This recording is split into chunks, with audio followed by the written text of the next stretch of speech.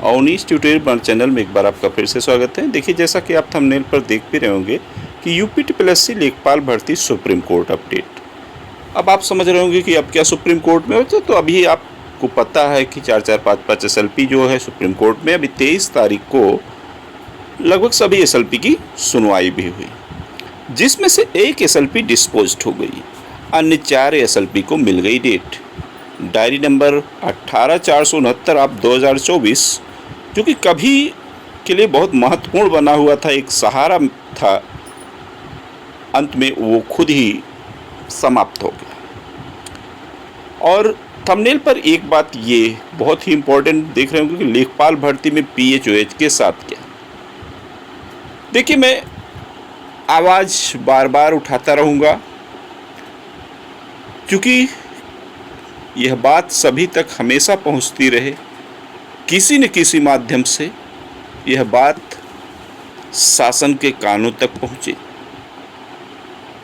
कि 8085 पदों की भर्ती में लेखपाल भर्ती जो हुई उसमें पीएचओएच के 188 पद कहां विलुप्त हो गए, जबकि आखिर में पीएचओएच की गलती क्या है, यही यूपीटीपीएससी बता दे।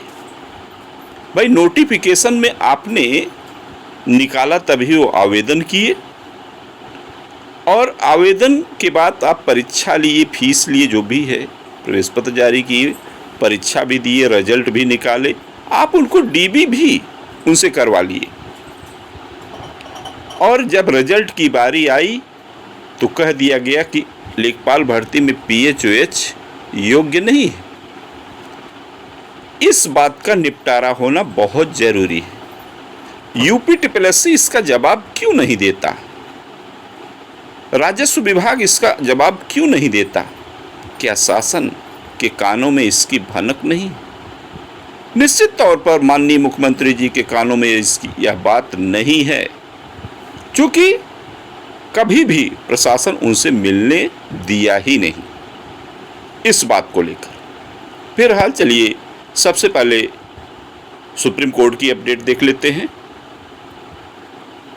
ये देखिए, Shubham Sharma versus state of Uttar Pradesh, इनकी केस डिटेल अब देखिए डिस्पोज दिखा रहा है, जिनका डायरी नंबर 18469 आप 2024।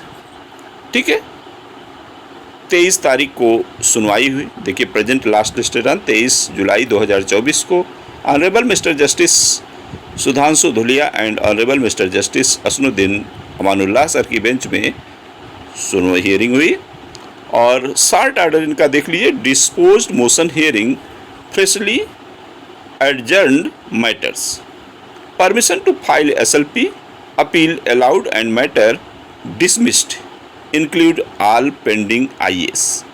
ऑर्डर 23 जुलाई 2024 का है, dispose date 23 July 2024 means month 7 2024। और जज honourable mister justice Sudhanshu Dhulia and honourable mister justice Ahsanuddin Amanullah sir की बेंच में ये डिसमिस का ऑर्डर सुनाया गया। ठीक है, तो एक एसएलपी जो कि शायद विंध्याचल वाले प्रश्न को लेकर ये एसएलपी थी, शुभम शर्मा वाली, और एक एसएलपी कहने का मतलब इससे तो भाई जो भी चयनित हैं सभी को राहत मिली। हालांकि जो चयनित हैं उन पर कभी कुछ नहीं होने वाला है। और जो नेक्स्ट है, जो कि आप जो श्रीधर यादव वाली केस के साथ हमेशा लगातार चली, Shashank versus state of Uttar Pradesh, इनकी केस डिटेल अभी देखिए पेंडिंग दिखा रहा है, जिनका डायरी नंबर 11223 आप 2024। इस पर सुनवाई हुई।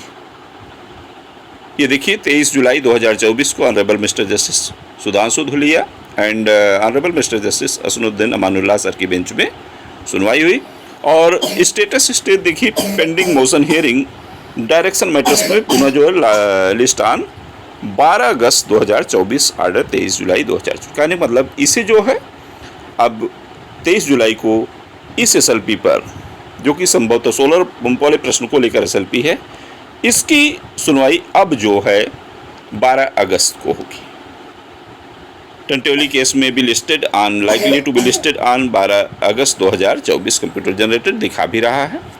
वहीं इसके साथ अन्य एसएलपी की बात कर लें, Radha Krishna Mishra versus state of Uttar Pradesh, diary number 19,558 आप 2024, इनका भी देखिए पेंडिंग दिखा रहा है। इनकी भी हियरिंग 23 जुलाई 2024 को justice Sudhanshu Dhulia and justice Ahsanuddin Amanullah sir की बेंच में सुनवाई हुई। इनका भी देखिए pending motion hearing direction matters में भी लगा है, list on 12 August 2024। Tentatively case में भी लिस्टेड 12 अगस्त 2024 का, मतलब यह भी SLP राधा कृष्ण मिश्रा वाली भी SLP उसी दिन है। ठीक है। वहीं Lalit Kumar versus state of Uttar Pradesh, जिनका डायरी नंबर 15/474 आप 2024 है, यह भी पेंडिंग दिखा रहा है। इनकी भी सुनवाई लगभग जो हुई उसके अनुसार जो है इनको भी डेट मिल गई है 12 अगस्त 2024 को। साथ में Ritesh Kumar Singh versus the state of Uttar Pradesh, जिनका डायरी नंबर 13/563 आप 2024 है, यह भी, इस पर भी सुनवाई है और अभी देखिए पेंडिंग दिखा रहा है, और इसकी भी सुनवाई जो है 12 अगस्त 2024 को लगा दी गई। ठीक है। तो कुल मिला के एक SLP तो गायब हुई विंध्याचल वाले प्रश्न को लेकर, जो थी Shubham Sharma versus state of Uttar Pradesh. ठीक है। 5 SLPयाँ अभी बची हैं, जिसमें नेशनल हाईवे 2 वाले प्रश्न को लेकर है और सोलर पंप वाले प्रश्न को लेकर है। फिलहाल धीरे धीरे सभी समाप्त हो जाएंगी। हालांकि ईश्वर करें किसी को याची लाभ मिल जाए तो कोई गुनाह नहीं है, किसी का भी कल्याण हो किसी भी प्रकार से, इसमें किसी को किसी से कोई मतभेद या द्वेष नहीं पालना चाहिए। अब रही बात, हम दूसरी कर लेते हैं लेखपाल भर्ती PHOH के साथ। लेखपाल भर्ती में 188 पद की भर्ती कहाँ गई है? 8,085 में से 188 पद PHOH के थे। 7,720 फ्रेश रूप से सेलेक्ट हुए, जिनको माननीय मुख्यमंत्री जी ने नियुक्ति पत्र भी दिया। वहीं 177 अभी जो है उनको ज्वाइनिंग नहीं मिली है, प्रोविजनली रूप से वो सेलेक्ट हुए हैं। अब उनको देखिए नियुक्ति कब मिलती है, हालांकि अभी तक कोई न्यूज़ नहीं। दूसरी चीज़, 188 पद पर मात्र इतना जवाब चाहिए कि UPSSC, देखिए सबसे बड़ी बात है, कभी भी हम अगर आयोग की कमी कहें तो क्या ये आयोग की कमी केवल लगती है? क्योंकि विभाग जो होता है, तो यहाँ लेखपाल भर्ती का विभाग राजस्व विभाग था। राजस्व विभाग पहले UPSSC को अधियाचन भेजा होगा और उस अधियाचन में सभी को सम्मिलित किया होगा, तो फिर और इस आधार पर UPSSC ने विज्ञप्ति निकाला, PHOH को भी इसमें सम्मिलित रखा, उनकी सीटें रखा, उनकी परीक्षा लिया, परिणाम दिया, DB कराया। लेकिन उसके बाद राजस्व विभाग ने क्या अंगुली कर दी कि कहीं ये मामला 188 का क्या है समझ में नहीं आया। राजस्व विभाग UPSSC विभाग की मिली भगत तो नहीं है, क्योंकि इस 188 पद का जिक्र न तो माननीय मुख्यमंत्री जी ने कहा या किया उस समय, न 177 का।